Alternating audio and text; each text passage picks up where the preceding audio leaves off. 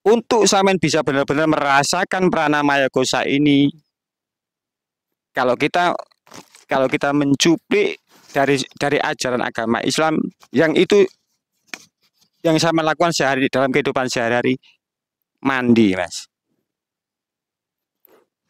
Kenapa? Karena dalam ajaran agama Islam Rasulullah Muhammad SAW itu memberikan sebuah teori cara mandi. Dan di situ sampean pasti merasakan. Rasulullah itu mengajari, Mas. Ini saya untuk mempermudah sampean, Ya, karena kebetulan sampean kan sampean beragama ya, Islam. biar lebih cepat mengerti, lebih cepat memahami. Ketika sampean mandi, coba sampean mulai sampean guyur dari kaki.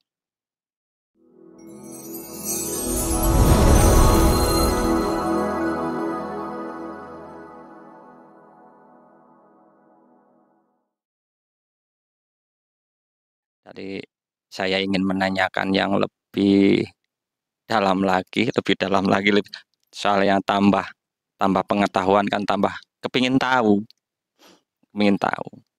Jadi dari Ana Maya Kosa, dari Manu Maya Kosa, terus sekarang yang mau saya tanyakan ke sampean Mas, bagaimana cara eh, merasakan atau ya merasakan yang namanya dimensi prana maya kosa. Pada dasarnya setiap manusia kan mempunyai lapis-lapis dimensi itu kan, Mas. Kan nggak mungkin orang tertentu atau golongan tertentu, kan nggak mungkin golongan manusia tertentu, orang-orang tertentu kan nggak mungkin. Setiap yang namanya manusia pasti mempunyai panca maya kosa tersendiri. Cuman yang membedakan adalah seberapa dalam untuk mengalami setiap lapis dari dimensi manusia itu sendiri. Kalau kita ngomongin prana maya kosa adalah tubuh energi kita. Lebih halus dari manu maya kosa tadi. Tadi wadah kita, anamaya kosa adalah paling kasar. Manu maya kosa lebih halus berupa pikiran, tapi nyata. Kemudian yang lebih halus adalah prana maya kosa atau tubuh energi kita. Mungkin untuk bahasa sederhananya, biar sampean bisa melatih kesadaran prana maya kosa adalah bisa saya analogikan atau saya persamakan dengan emosi. Apapun gerak raga, apapun gerak pikiran sampean, pasti akan dipengaruhi yang namanya emosi atau energi untuk raga bergerak, pikiran bergerak ke arah tertentu. Prana maya kosa ini adalah penggerak. Biar raga sampean bisa bergerak kemana, pikiran sampean kemana, ini adalah penggerak.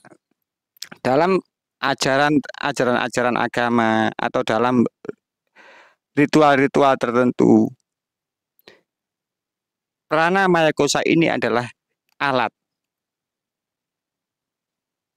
Alat untuk lebih bisa mengalami anamaya kosa dan manomaya kosa. Istilah orang tirakat itu sebenarnya dimensi pranamaya kosa ini, Mas. Orang tirakat. Jadi apa namanya? Kita kayak melakukan puasa, melakukan puasa ataupun apalah yang ini kan kalau udah menyangkut ada gurunya loh Mas ya. Berarti itu untuk mengaktifkan energi pranamaya kosa itu tadi berarti Mas. Nggih. Nggih. Jadi segala bentuk ritual atau tirakat atau laku-laku tertentu yang dibimbing oleh mursyid atau guru tertentu tadi untuk memaksimalkan energi tubuh energi kita atau kesadaran tubuh energi kita. Kalau bahasanya yang saya ingin tanyakan, jadi tubuh energi itu untuk kita memfokuskan ke Manomaya Kosa ke Anamaya Kosa itu tadi berarti.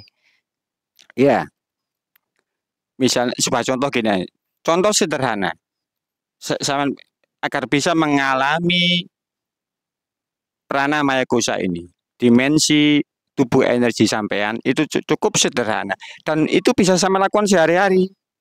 Cuman bedanya kan sama selama ini kan tidak mengalami itu. Bahkan sama selalu setiap manusia mengalami itu. Sebuah contoh sederhana ketika samen mandi, Mas. Samen bisa merasakan namanya pranamaya kosa itu. Yang lebih sederhana kan Mas beragama Islam.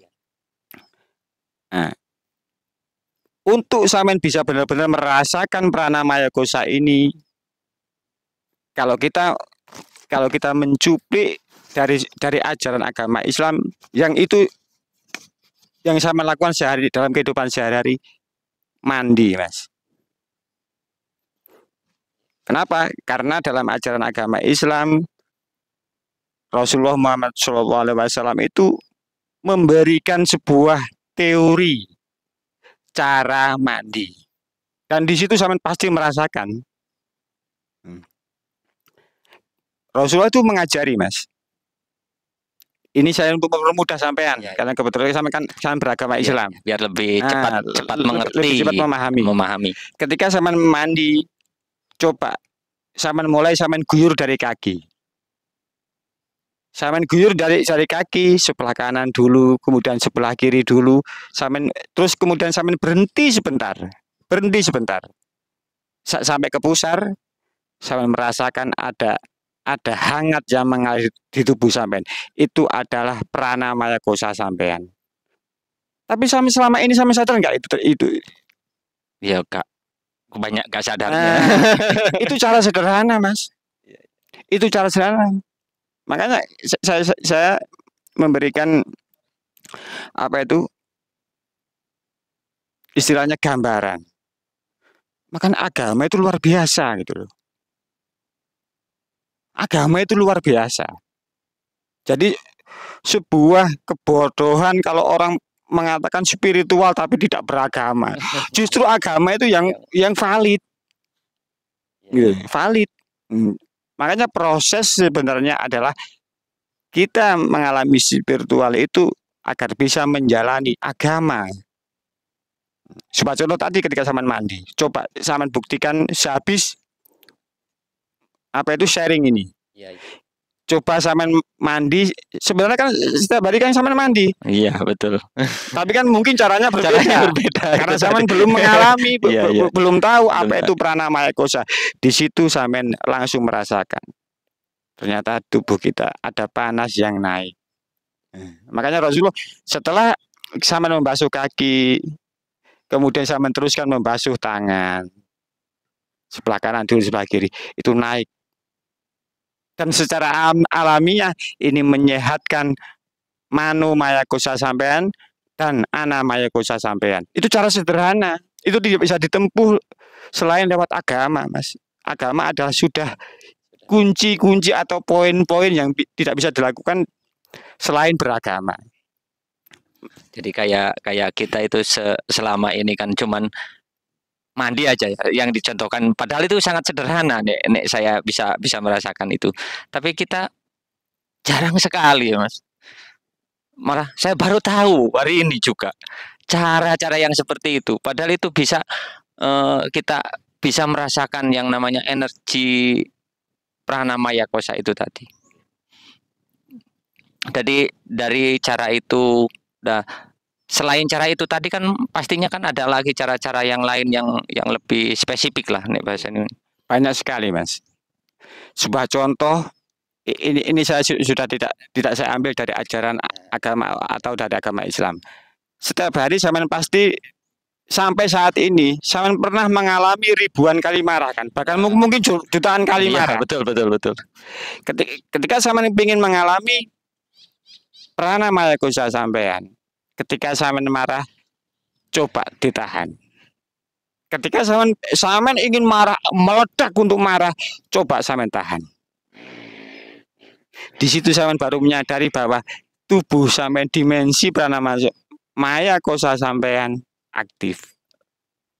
Dan sampean bisa merasakan ketika sampean ingin marah tapi sampean baru sampean itu. Dan latihan untuk mengalami pranamaya kosa adalah sampean mengendalikan energi tubuh sampean ke arah tertentu atau tujuan tertentu yang lebih bermanfaat. Kenapa? Karena kemarahan membutuhkan energi, Mas. Energi lebih lah. Nggih, Jadi energi boleh lebih. ini bahasanya boleh bisa menguras nih tadi ya Mas ya. Energi dibuat marah, dibuat itu. Akhirnya kan timbul nih bahasa itu ya, timbul ke apa ke raga kita, ke pikiran kita jadinya kan nggak karuan lah intinya kan gitu kan. Tapi mereka kalau sudah mengenal pranamaya kosa itu tadi jadi stabil kan di situ Mas. Nggih. Karena kita sebagai manusia, biar bagaimanapun tubuh energi kita atau pranamaya kosa kita itu terbatas, Mas. Jadi pranamaya kosa kita itu sebenarnya ada difungsikan untuk kita bisa menjalani hidup di dunia, bisa menyuplai energi ke raga, ke pikiran. Tapi kalau kita sering marah, otomatis menguras energi. Apapun hal yang tidak baik atau buruk, kalau kita ngomongin masalah nilai, itu membutuhkan energi. Otomatis segala hal yang buruk itu menguras energi prana sampean. Dan sebaliknya, apapun yang namanya kebaikan, itu sampean istilahnya ngecas, ambil energi. Pranamaya kosa membutuhkan itu. Energi untuk mencas itu tadi. Ketika saya melakukan kebaikan, sampean adalah mencas energi pranamaya kosa sampean. Jadi kebaikan apa saja Mas ya? Selama kita bisa melakukan itu bisa untuk mengecas lah bahasa ini, mengecas ke energi kita itu. Nggih. Sederhananya begini, kalau energi yang dibutuhkan watak kasar anamaya kosa kita bisa peroleh dari makan dan minum. Kalau pikiran dari kita pengetahuan, ilmu, pengalaman hidup yang kita alami atau yang dialami orang lain atau dialami guru kita, itu adalah energi yang dibutuhkan manomaya kosa. Dan prana kalau ingin menambah energi, itu setiap kebaikan adalah tambahan energi, setiap keburukan adalah mengurangi energi. Otomatis karena kenapa? Karena anamaya kosa, manomaya kosa, pranamaya kosa adalah fisik. Apapun fisik untuk melakukan pergerakan, karena fisik harus bergerak, itu membutuhkan energi tertentu. Anamaya kosa membutuhkan makan dan minum, bisa beroperasi. Pikiran juga membutuhkan ilmu, pengetahuan, dan pengalaman. Pranamaya kosa adalah apapun bentuk kebaikan adalah energi tambahan, apapun keburukan adalah mengurangi energi pranamaya kosa. Terus ada yang ya, lebih dalam lagi yang saya tanyakan Mas ya.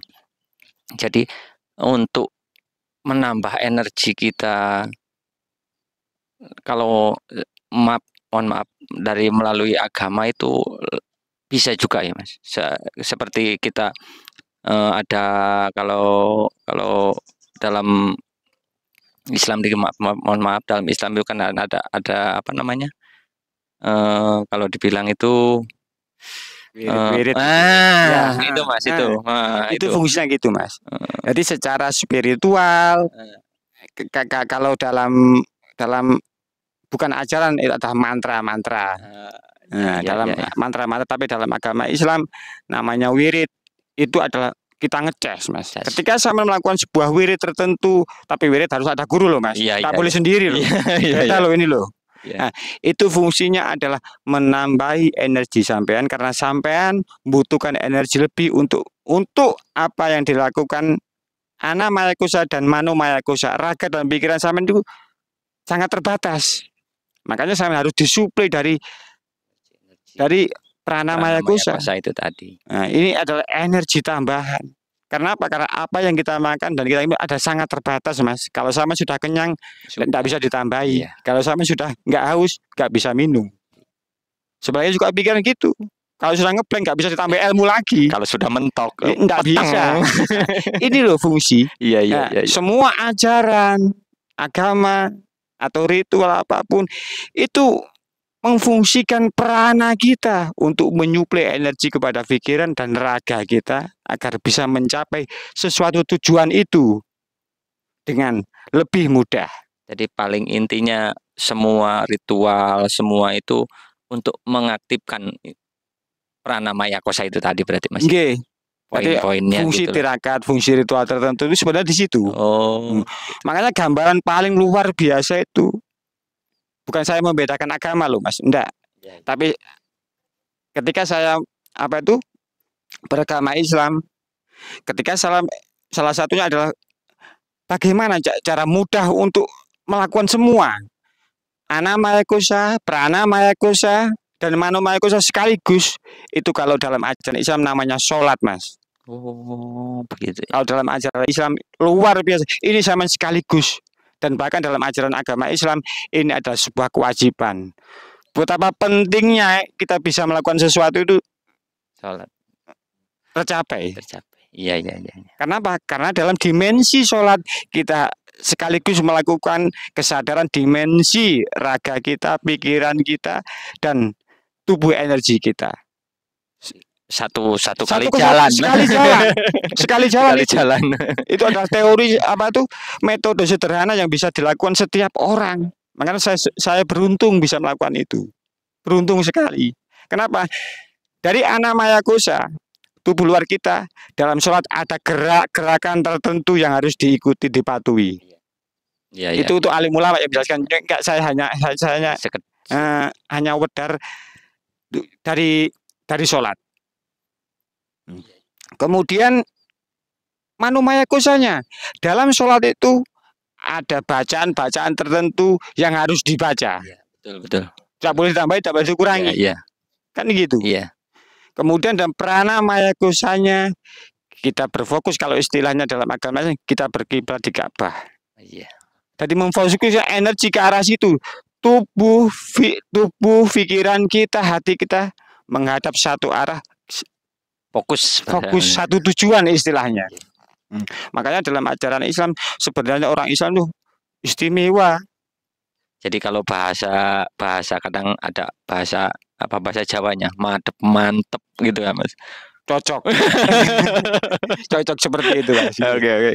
Dan ketika dimensi ini Mas, anamaya kosa, pranamaya kosa, dan manomaya kosa ini adalah murni fisik. Ya. Murni fisik. Makanya setiap orang Islam ketika dia menjalankan syariat Islam pasti melakukan proses ini. Iya. Cuman seberapa besar kesadaran kesadaran untuk mengalami. Ya. Terima kasih. Kan PR-nya kan hanya perlu meningkatkan kesadarannya dalam sholat, otomatis dia menjelajahi dimensi kemanusiaannya, Mas. Jadi yang paling penting kan tentang beriku Mas. Jadi kita bisa merasakan yang dinamakan pranamaya kosa ini sing paling gampang nih Pak untuk orang Islam untuk yang beragama Islam kan gitu. Nah, itu dengan melalui sholat. Tapi kan dalam di luar itu kan masih ada lagi sih Mas. Banyak sekali metode bisa bukan nyun sewu, bukan khusus untuk orang Islam aja kan gitu, yang beragama Islam aja. Jadi dari semua kalangan kan bisa kan dilakukan.